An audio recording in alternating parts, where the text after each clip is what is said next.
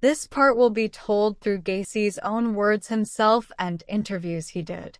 The main interview was done in 1992 when he was still trying to get his execution date thrown out, or at least extended. Please keep in mind that most of it is lies and make-believe. I am putting this in for a few reasons. 1. So you remember his arrogance. 2. To hear his lies directly. 3. To see just how vile he is even after being locked up for years, and how he still relishes in the fact that he was able to keep very detailed records of each victim as well as their families and friends. 4. How he tried to pass the blame off on other people instead of himself years after the fact, that he outright admitted to doing all of this, as well as the fact he showed the police where the victims were. 5. And last, for you to see for yourself, the sick humor in his comments and reactions.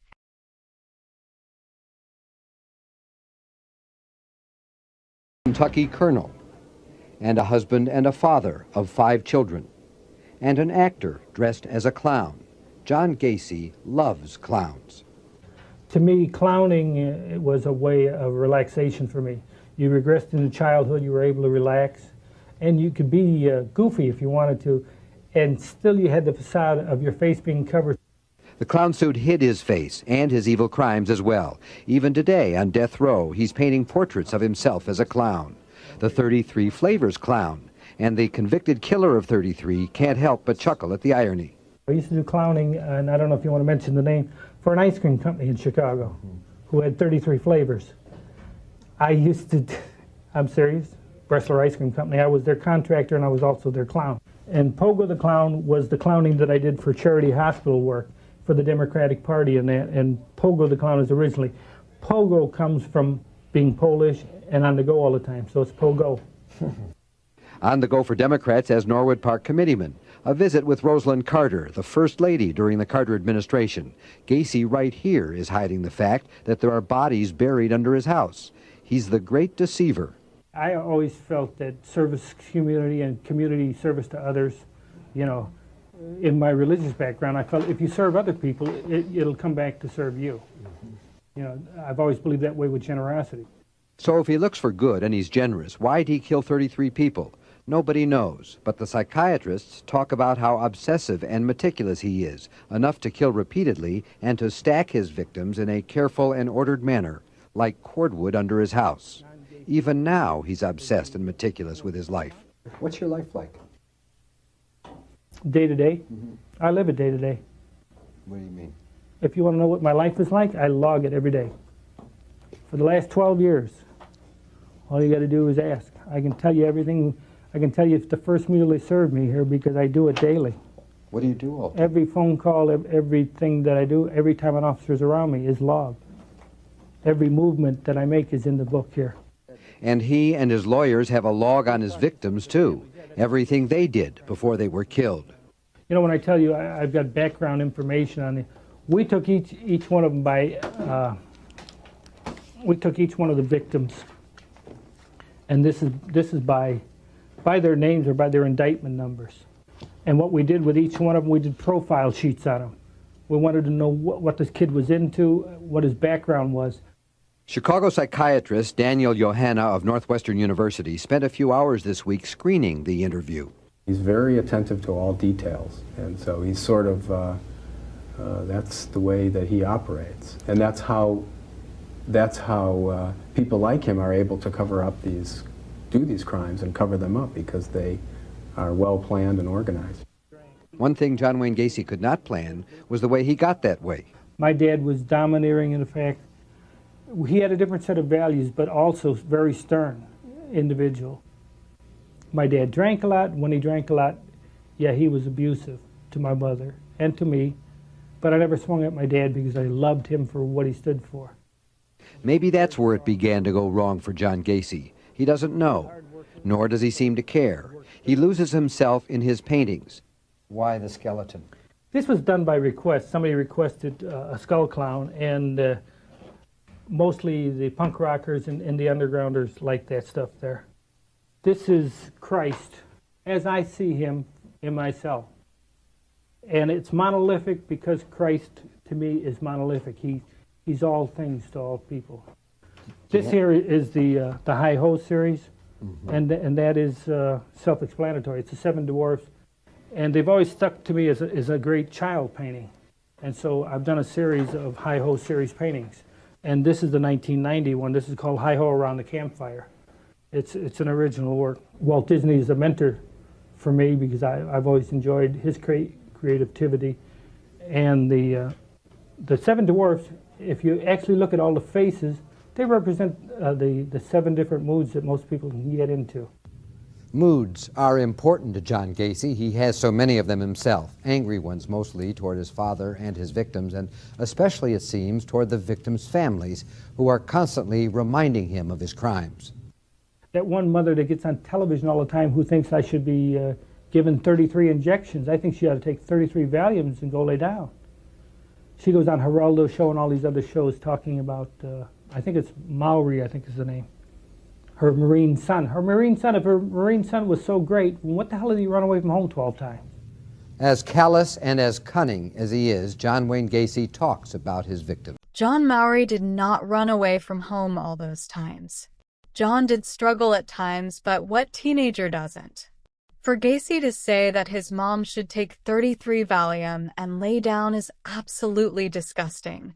This mother had the right to say what she wanted and feel the way she did. Not only did she lose her son to Gacy, she also lost her daughter a few years prior to an abusive boyfriend. With anything, charge me with complicity in 2 of the murders. Just 2? That's all I know about. That's his story, that he didn't kill anyone. Just an accomplice, he says, and that he helped dispose of 2. One of them, Robert Peast, who was 15 years old when he went to the house on Summerdale. Gacy owned a construction company and invited young Peast to apply for a job. Robert Peast was killed by another individual in my home. How did he get to your home? He was transported to the house by another. How did the other, whoever he was, kill Robert Peast? I believe he was strangled. You were there, right? Not during the crime, but I was there afterwards and I watched the removal of the body. And what happened to the body afterwards? Was one that was that body was put into the river? It was taken to the river and dumped in the river. Did you help do that? Yes, I'm in complicity with that. I've always contended. Don't look at me as an innocent babe of the woods. Not for a second would I look at John Gacy as a babe in the woods. He may be admitting now only to being an accomplice, but 13 years ago when he was arrested, he confessed to almost everything. You have all the bodies, Gacy said, and there was even a killer map showing where 27 youths were buried. And in fact, he led police to his garage and sprayed orange paint on the concrete to mark the spot precisely where a body was found. No. Now he says he was simply marking a spot where some new concrete had been poured. In regards to going out into the garage, yes, I know I went to the house, and yes, I know I walked in the garage, and they asked me where the last section of concrete was poured. Okay. I said, there's the last section where the last section of concrete was poured. Okay, they are the ones that took the orange can of paint and said, here, put a mark there, so I put an X there. So the paint was not to identify the place of burial? No, it never was. They asked me. But according to authorities who were with Gacy that morning, he made more than just an X on the floor. He sprayed a stick figure with the orange spray can in the garage. Not just a mark, a stick figure showing the orientation of the body. Right underneath that stick figure, exactly where he drew it, pointed in the direction he drew it, was the body of John Butkovich. Yep. And then there's the Gacy confession about how he killed his victims. Strangled them with his now infamous rope trick that police say he demonstrated to them with a rosary bead. He says he was simply discussing knots in general. Catch his sense of humor. Shoelaces, huh? You're in trouble now. Yeah, right. Aren't you afraid sitting that close to me? What the hell? Oh, this is too long. You don't need it this long. Okay. I had a rosary, which I carried in my pocket. I've always carried a rosary. It was my communion rosary. They said, well, what kind of a knot do you use? I said, what do you mean knot? When I tie things up? I says, depending on what I'm using it for, I said, the only thing I ever learned was from Boy Scouts is a tourniquet knot. He said, well, show us what that is. So I took, at that time, and again, it's together, but in order to demonstrate it here, I took the rosary and I said, well, here, you put it around. This is hard trying to do this Why don't you put your hand out? Okay, here. What I told him, I says, here, all you do is you wrap it around, you put one knot in it. And I said, then you put a second knot in it. Okay? Mm-hmm. I says, then you take a stick and stick it in here, and you just turn this. And I says, it causes a tourniquet. I said, that's the only knot I ever learned. Precisely the kind of knot found on the ropes wrapped around the necks of the victims found under the house on Summerdale. And there was other compelling evidence, including wallets and rings of the victims found in Gacy's home, that leave no doubt whatever he was the killer. And he and his lawyers have a log on his victims, too. Everything they did before they were killed. You know, when I tell you I've got background information on it, we took each one of them by, we took each one of the victims, and this is by their names or by their indictment numbers. And what we did with each one of them, we did profile sheets on them. We wanted to know what this kid was into, what his background was. Sorry, I have to put in there that it's sad he used a rosary to show that so-called trick and then laughed about it. And is it just me, or is it wrong on so many different levels that he was allowed to keep his binder of all the victims, their families, information about them, and their lives which had nothing at all to do with Gacy or what he did to them? To me, that is just his trophy book to help him relive all that he did. This next part is more of Gacy's interview and lies. He will try to pass off that he had nothing to do with any killings at first, then go back and admit one as well as knowing of a few others. He will try to blame Mike Rossi and David Cram for some of them as well. The guy can't keep eye contact. He can't keep his lies straight. He tries to control the interview. He tries to claim he never gave a confession or any other interview. Not only did Gacy confess to the police, he did to his lawyer. He did to both Rossi and Cram and another employee. He's given several other interviews, including one to this news station prior. If I were to interrupt every time Gacy lied, this video would probably never end. So I am not going to do that. I will just let it play. I think you will figure them all out on your own. Question would be to you right off the bat is why, after so many years of silence, never having a media interview, and people have said that you have given them interviews in years Well, that's past. hogwash. Yeah. That's strictly hogwash. So we're saying I'm today, constantly told that I'm misquoted constantly, saying that I said this and I said that, and it's not happened. so it's pretty well established on this. This is the first time you're speaking publicly about your case. Right. Yeah. I've always felt that my attorneys were handling it, and they said to keep a low profile and stay away from it. And in light of all that has been used against me in the media, they've created this fantasy monster image, and it's been going on for the last 12 years. And I've ever had no comment, and I had no need to talk to the media for the simple reason that they were looking for sensationalism and they were looking for the monster. When you say fantasy monster image, what are you referring to by that? Well, the idea that I'm a homosexual thrill killer and all that garbage, and they painted this image of me that like I strolled down the streets and stalked young boys and slaughtered them. Hell, if you could see my schedule, my work schedule, you know damn well that I was never out there. Well, you were indicted, convicted, and sentenced on 33 counts of homicide. Is that correct? That's correct. Let's fix that. Yeah, I was going to ask you, insofar as sound goes, if I'm down with my head, does that hurt your sound quality? No, it's okay. Just try not to move around too much. Please. If you break into song, give him a cue. No, I ain't going to break into any song. We'll go into the lead-in as you know, you were at 1978. Yeah. You were present. Yeah. Okay, that's the way I'd like to start, and I'd like to kind of go what do through you got there? Let's see your list. Well, I'd just like to go through the generalities, maybe talk about the background of the thing, the original case. Bleeping of the language, I will watch the language. Yeah, he's going to try. John does tend to slip into... Well, I call it as I see it, and some people can't understand that. All right, so whenever the hell they're ready. Now, give me kind of just an overview of the business that you eventually established, the construction work. Is this self-taught then, the construction and maintenance work? I started doing painting, and then I started doing wallpapering and decorating. And inside of 3 years, PDM, which is painting, decorating, and maintenance, was doing $1 million a year. And that was. And I only had 4 employees. And that was the business you were in at the time of the arrests. That's correct. PDM in 1974 became a corporation, and then I owned PDM Contractors Corporation. I owned PDM Plumbing, PDM Concrete, and PDM Decorating. Mm-hmm.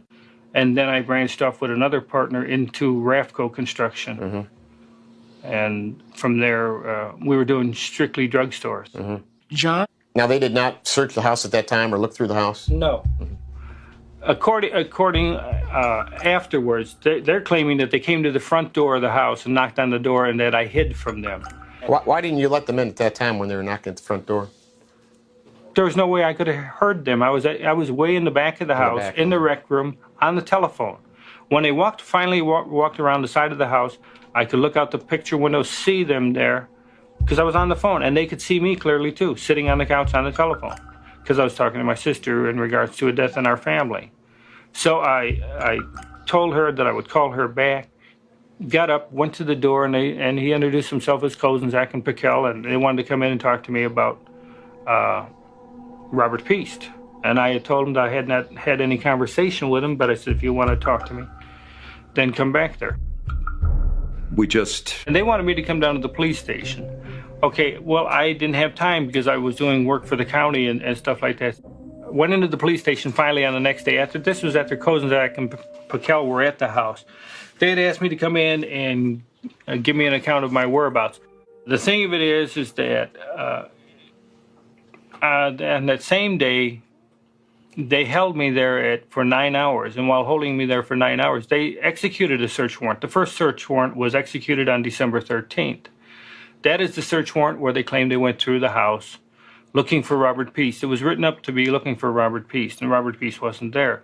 The police had focused in on you as being the suspect and the missing boy, and eventually...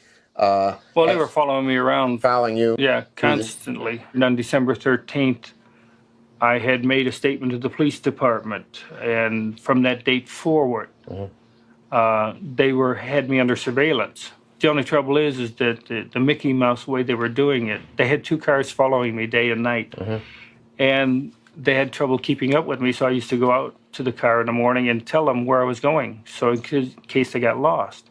Because at the time, I was doing 5 construction jobs in 5 parts of the city. So in essence, I was all over the place. But this was like Keystone Cops trying to follow me around. There's that one photograph of you and Rosalind Carter. Yeah, Mrs. Rosalind Carter. Well, the Secret Service tries to cover it up and said, well, we don't know how he got into the picture. Hell, I was in charge of the reception. I had to stand at the door and let them know which politicians were allowed in and which ones weren't. The thing of it is, but the Secret Service wanted to cover up and make it sound like that I had no business there. I was cleared, and I was with the Secret Service at the time and setting up the parade route and everything, because I used to set up the parades for the Polish Alliance. And then for 3 years in a row, I had set up the parades to run. And, you know, that's a big feat, getting 20,000 Polish people to go in one direction at one time. The subdivision where the Summerdale house is located is built on a clay field. And when it rained, the rain would come down from both ends and would flood from one house to the other. The crawl space would fill up with water. In 1976, I asked a landscaper, I said, what do you do for that sour odor of clay? And he said, spread white lime, just regular masonry lime. On the ground, he said, it'll sweeten up the clay and you won't have that odor. It's sort of like what charcoal does in filtering things. That's why the lime was spread in the crawl space. How much lime was spread down there eventually? I think 700 or 800 pounds of it. The first search warrant was executed on December 13th. However, what is strange is you had 20 trained officers that came into that house, supposedly went down in the crawl space, crawled around. There was no mounds of dirt, there was no odor, there was no nothing. I never feared anybody going down the crawl space. The clowning was relaxation for me. I enjoyed entertaining kids. Like some people are, they unwind in different ways, either by going out drinking or that. I could put on clown makeup and I was relaxed. And I enjoyed doing it. It was only twice a month that I did it. Yeah, this was not used then for a lure to draw kids to you No, we would visit different hospitals and entertain the children there. And we didn't entertain them with handcuffs or anything like that. All we used was balloon animals and small toys and stuff like that. But we also did parades. And in the summertime, like on 4th of July, I used to be in 4 parades in one day. I've always told people when I got into clown makeup, I regressed into childhood. It was fun being a clown because you could be yourself or just let yourself go and act a fool. You could be slapstick and funny and have a good time. That's why I always enjoyed clowning. Clowning has taken a bad name because of what they've used in my case. On a historical note, your Iowa conviction goes back to what year was that? 1968. 68. And what was, just in a nutshell, you know, without getting in too deeply, what was the basis of the Iowa conviction? The basis of it was a sodomy conviction. It's the only thing I ever was sentenced to was a sodomy conviction. They're claiming that the state representative's son, who was on the other party, he claims that he was sexually abused by me. And in essence, he was blackmailing me for it. Now, what it boiled down to was oral copulation. And it was consensual. I moved to Waterloo, Iowa. I was honored as Man of the Year because besides working full-time, I also, you know, I was the chaplain for the JCs and also ran the membership campaign. And of course, we used pornography. We had stag shows, and that's how we increased the membership from 150 to 400 members in that JC chapter. We were dealing with porno films, and we had a girl set up in a room in that. So it was, you know, the thing to do. We were boosting membership from it. So nobody said a word about it. At the time, this young individual made the charge at me. He was blackmailing me. He wanted more and more money. He said, look, I gave you a blowjob. Now you got to pay for this. I said, go see your father. He wasn't getting along with his father. But they came down heavy on me. How about your dad, John? Well, you had mentioned that you could never really please him, that he had talked of you in and I did not hate I didn't hate my dad either. But you did have a hard upbringing with him, did you not? My dad came from the old country, limited education, but he was a good provider and with strong will and strong views. He was also an alcoholic, sorry to say. Was he abusive? Did he strike out at you? When he drank, he was almost like a different person. My dad struck all of his children all the time. Yeah. When you paroled out, where did you establish your residency? I was under the interstate compact. I was paroled back to Illinois. Mm-hmm. And you went to Springfield first, did you not? No. No? Directly to Chicago because I had a job working at Bruno's restaurant. That was a requirement of interstate compact transfer. You had to have a job and a place to stay. I moved in with my mother. In the condominium, my dad had just passed away. So I lived with my mother and worked at Bruno's as a chef. When I first got out on parole, for the next 2 years, I stayed with Bruno's restaurant. Mm-hmm. And I worked for them. But on the side, I used to go in at 4 in the morning and get off at 2 o'clock in the afternoon. And to me, that was too short of a day, not enough work. So I started doing odd jobs painting. Mm-hmm. And I found that on the weekends, the afternoons and the weekends, I was making more money than I was as a chef, even though I was getting $12-something an hour. Mm-hmm. I borrowed $600 from my mother, and through odd jobs, I left the chef business. I owned PDM Contractors. PDM was able to work 52 weeks out of the year, while most construction companies shut down for the winter. I never had time to shut down because I had them on a waiting list. Our business was growing at that rapid rate. That Summerdale house was rented to PDM Contractors. And like the living room was the front office. The dining room of that house was like a boardroom because it was an 8 by 10-foot table with big captain's chairs because we use it as a boardroom for meetings. John. The media has called you a homosexual killer. What is your position on homosexuality? I have nothing against it. I'm an outspoken liberal. I don't care for the labeling. I don't care for any labeling for that fact. Do you claim homosexuality? No, I would definitely not be homosexual. I have nothing against what they do, and I don't deny that engaged in sex with males, but that I'm bisexual. They're bisexual? Right. My preference is women, and I've been married enough times and have children, and I see nothing wrong with it. My dad had conservative values. If you were out after midnight, you were up to no good. My dad did not believe it. If you were out after dark and you didn't leave a phone number, you were up to no good. So I think that's why I tended to go that way more, just to be the opposite of him. I was married twice, and just because I didn't get along in the marriages, my marriages went down the drain only because I was a workaholic, working 7 days a week in that. There was 12 keys out to the house. 12 sets of keys? 12 sets of keys. Anybody working for PDM contractors had a set of keys for the house. So you could come and go when you wanted. And of course, my neighbors would keep me informed. They would inform me, God, while you were out of town, they must have been partying all night there. Who is Rossi? Michael Rossi was an employee of PDM. And how old was he at the time? Who was he? He was 20 years old. Insofar as being bisexual, if I wanted to engage in sex, Rossi and Cram were willing to go down on me anytime I wanted to, providing they were given stuff. Now, when the search warrants were effected in your case, they did find an awful lot in the crawl space of your home, did they not? Well, yeah, I had offered to sell him the house because I thought there was nothing down in the crawl space. Yeah. I had never had any qualms about him going down in the crawl space. Well, how many bodies were actually located on the property, and where?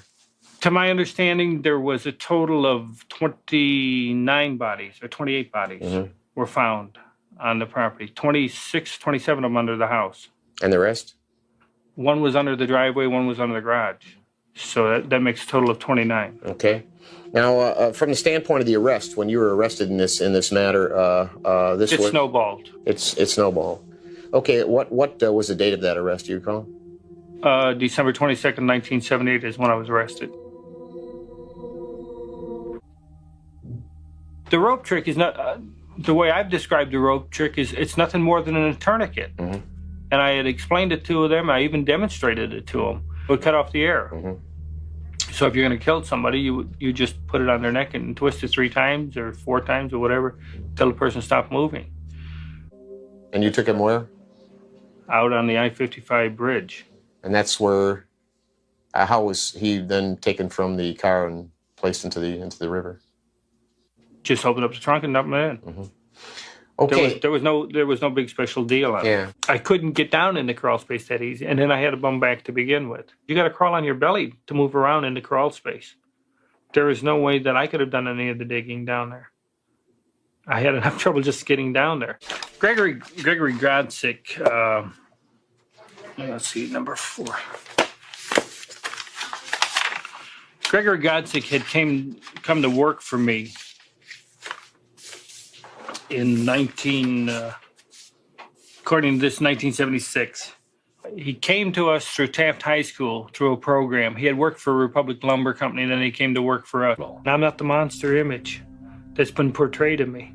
And the only way you can make a monster image is to make it look like I stalked the streets and picked up altar boys off the street. You know, they want to make them look like innocent babes in the woods, and I was swatting them like flies.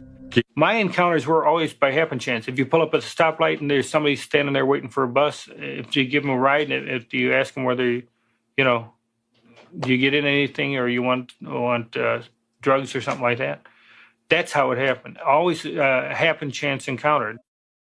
A number of, 3 or 4 psychiatrists, psychologists interviewed I you. had 13 of them. There was 6 for the defense and 7 for the state. Yeah, what was the state position doctor, of the defense psychiatrists? What did they feel your problem was?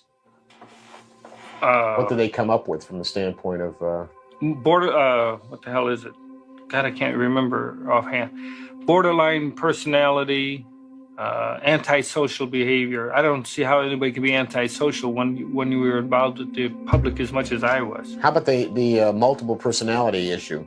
Oh, the multiple personality came out of Dr. Reifman and Hartman.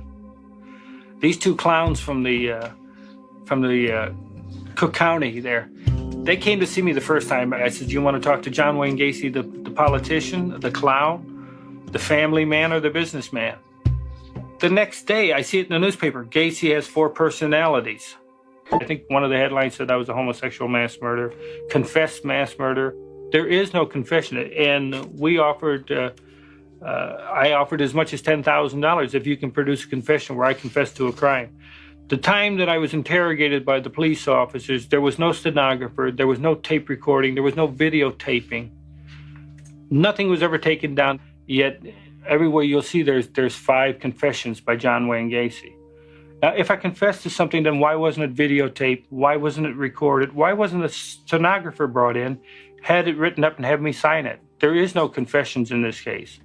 What I did not know about this insanity defense is that in the state of Illinois, when you plead not guilty by reason of insanity, you're saying that you committed the crime, but that you were insane at the time. So it's not a question of innocent or guilt anymore. What they're trying to do is your whole trial now becomes an insanity trial where you're to decide whether a person is sane or insane. John, how about Tim McCoy, the last one of the 5 that you say you have personal knowledge of? Tim McCoy, even though he's the last one, he's the first one. He's the first one, actually. Right. The first of the 33. Tim McCoy was the first one, and Tim McCoy's name wasn't put on him until 1988. Prior to that, he was known as Unknown Number 9, and he was buried by me in the crawl space. That's the only knowledge that I have of it. What was the circumstances of that? He was killed in the house in self-defense. And who killed him then? I stabbed him. Yeah, and it was an issue of self-defense. Why was he in the process of assaulting you, or what? He was coming at me with a knife. I just took the knife away and twisted it in his hand, and that's what killed him. So at that point, you yourself did bury him then in the crawl space. Right, and if you notice, he's under concrete. Did you bury any of the others in the crawl space? No, I had nothing. I had no knowledge of them. Yeah. Well, why is it that your first one is there, and then 20-some others are buried down there as well? Did somebody know that you had done this with the first one, that giving them an idea? More than likely, when drinking and getting high with the others, yeah. Admitting it to them. So you feel others then followed your suit in using this as a burial ground? Without a doubt. Yeah. Just want to highlight on John Zick. They want to make such an issue over John Zick and his disappearance. I think he was killed for his car, personally. And your personal knowledge of the Zick case then is my personal knowledge of the Zick case is that I had come home and Zick and Rossi were at the house. I had a few drinks. I went to bed. When I woke up the next morning, Rossi was sleeping on the couch and Zick was dead on the floor. I went about my own business, and he was gone later on. And where did he go? Where did he end up? I assumed he ended up in the crawl space. Did you see him being transported down there? No, wasn't present. Didn't do the transporting. But when he was dead on the floor? He was dead on the floor, yes. And did you have a conversation with anybody about that? No. In other words, I just kept my mouth shut because I didn't want to get involved. My idea was to just stay out of it. John, let's step back to your childhood. What was your state of health as a child? At the age of 10, I was told I had a enlarged bottleneck heart. Okay, and so I had a tendency to pass out a lot. How about childhood illnesses? Did you have accidents rather? Any sort of injuries or accidents? When I went to the other vocational school, when I first went to the vocational school, I got hit with a park swing in the side of the head, caused a mastocyte. At what age was that? Approximately. 14, I believe. Got hit with a swing? Were you unconscious? Yeah, I was taken to a medical clinic. That was at the time, that's when I started seeing that I had epilepsy. Did you have any episodes of, seizures? Seizures? Yes, seizures were, according to the doctor, they claimed that when I have an epileptic seizure, I had 800 times my own strength, or 800 pounds of strength. Had you ever been sexually abused by anybody? At the age of 9, there was a contractor. Building contractor? Building a house next door, and he used to pick me up and take me for rides, and always wanted to show me wrestling holds with always pinning my head in between his legs. But at the time, I did not look at it as sexual. He was showing me wrestling holds where my head was always constantly pinned between his legs or under his legs. I was 19 when I ran away, and that was in 61. I went to Las Vegas for 3 months took my car and left. Yeah. I worked for Powell Mortuary, being the night man, picking up bodies at the hospitals and stuff for them. I worked as a night man only. I did have nothing to do with the bodies. All this talk that I slept with the dead ones or had sex with dead bodies, there is no truth to any of that. You did live in the mortuary. I lived in the mortuary, yes, but not in the embalming room. I mean, they make it sound like, I slept in the crypts with them.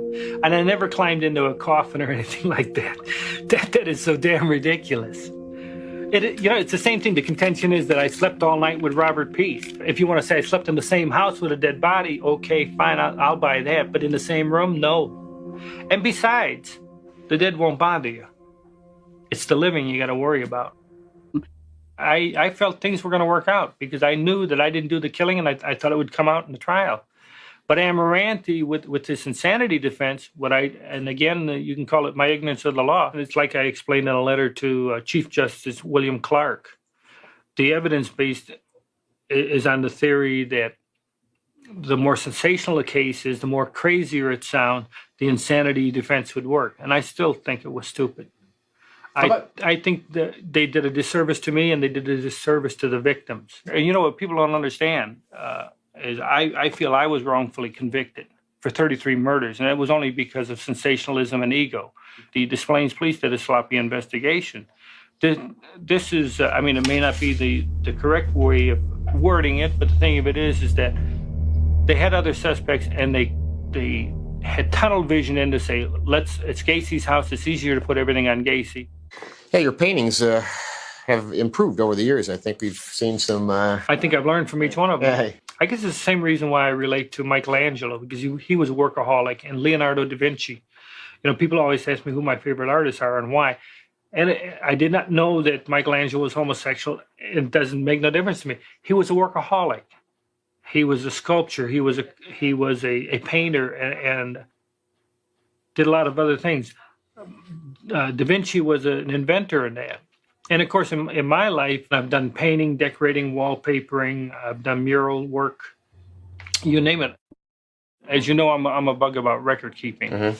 All of my business records confirmed where I was, who I was with, what hotel I stayed at, what meals I ate. Everything was in the files. And all of those files on December 29th of 1978 were confiscated by the Des Plaines Police Department. And those files there alone could have proven that I wasn't in Illinois when 16 of these murders, when they finally set the dates as to when these murders occurred. Now, you did say that you never painted yourself as the innocent babe in the woods. We're going over the same thing. Yeah, we're not going to go into basically, no. But, the point is if you feel that you're not covering up your part of the crimes, but at the same time you open up the thought that others were involved, would you be willing to cooperate with law enforcement people today to avail, say, the materials that you have amassed and to more or less pursue, if in fact there are others that are on the streets that have been involved in these murders, would you be willing to cooperate and to assist to pursue that to the ends of bringing others to justice? Would you be willing to do that? I got no qualms about that, but what I don't understand is why wasn't it done to begin with, Bob? The thing of it is, they want you to believe that I and I alone committed these murders, and I had nothing to do with the murders of anyone. If anybody was involved, then how many people are we talking about beside yourself? We believe there was 4 people involved, mm-hmm. and that would be Michael Rossi, David Cram, Philip Paskey. Here we've got a Philip Paskey who had a newsletter going out of the Cook County Jail. And here he is involved with a guy named John Norman. And John Norman was running Boys for Hire. They were making snuff films with young boys. To me, they were pimping them off. They were selling them. There was a crossover when we checked into John Norman's background that he goes all the way back to the early 70s, involved in, he ran the Norman Foundation, he run Epic International, and the Odyssey Foundation out of Dallas, Texas. And these were organizations where wealthy men could hire young boys for sexual weekends, male prostitution. Had you ever met Norman? Have you ever had any contact with Norman? I have yet to see a current picture of him, and therefore I'd have to say no. Phil Paskey may have been with him at one time or another because, see, again, I came home from out of town at times and Phil Paskey would be at the house drinking beer or something like that.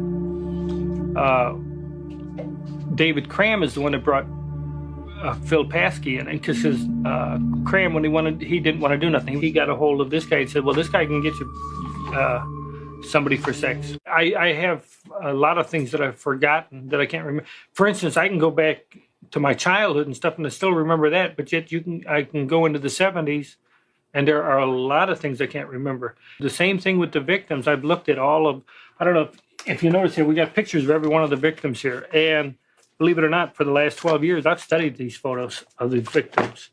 And there is no, we have a shot of all of the victims together here. And when you look over at the photos, I have no recollection of any of them. Never met them.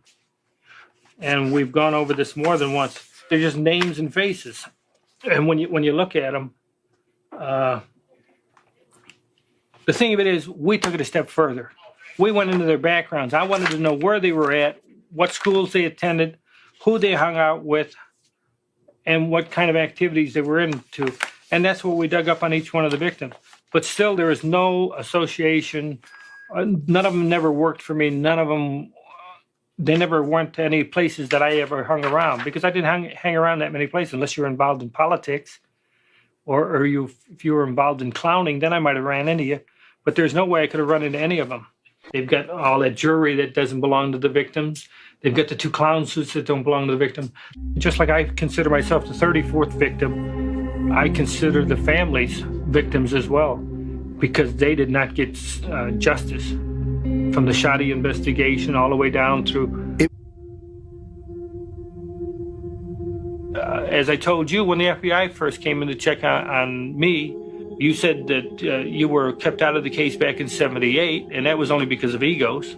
They did not want a professional coming in and doing an investigation.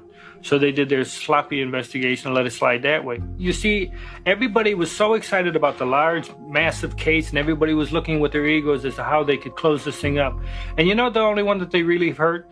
You've had the victim's family vent all their hostility towards me, and they think I'm the monster that killed their son or took out their son and stuff like that, when in fact, most of them don't even have the remains of their own sons. And you know, that's another thing everybody misses from this, is that the victims' families are not aware that in a lot of the cases, they don't even have the remains of their own sons.